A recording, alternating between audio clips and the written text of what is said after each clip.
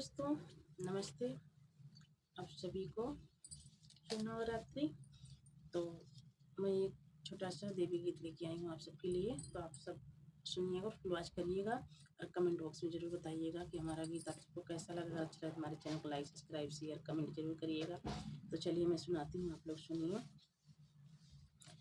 अड़हुल के फूलवा में कवन गुण हो, मैया गइलू लो भाई। अड़हुल के फूलवा में कवन गुण हो, मैया गइलू लो भाई। मालाया टारी मई के मन ह्यू न भावई, मालाया टारी मई के मन ह्यू न भावई। ऊंचे पहाड़वा में कवन गुण हो, मैया गइलू लो भाई। ऊंचे पहाड़वा में कवन गुण हो, मैया गइलू लो भाई। अड़हुल के फूलवा में कवन गुण हो, मैया गइलू लो भाई। मलिया के फूलवा में कवन गुण हो, मैया गइलू लो भाई।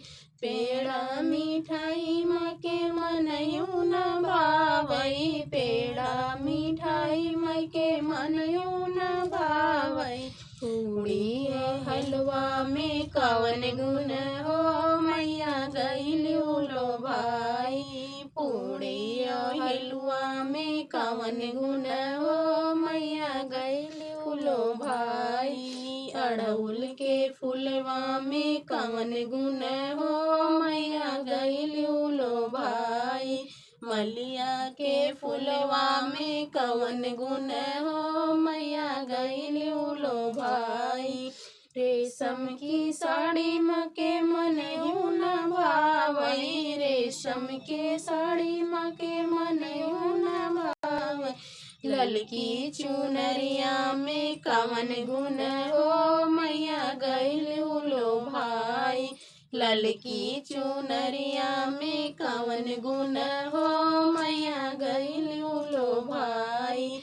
मलिया के फूलवा में कवन गुण हो, मैया गइलू लो भाई। मलिया के फूलवा में कवन गुण हो, मैया गइलू लो भाई। बागा बगैचा मके मनयू न भावई, बागा बगैचा मके मनयू न भावई। निमिया के पेड़वा में कवन गुण हो, मैया गइलू लो भाई। निमिया के पेड़वा में कवन गुण हो, मैया गइलू लो भाई। अड़हुल के फूलवा में कवन गुण हो, मैया गइलू लो भाई।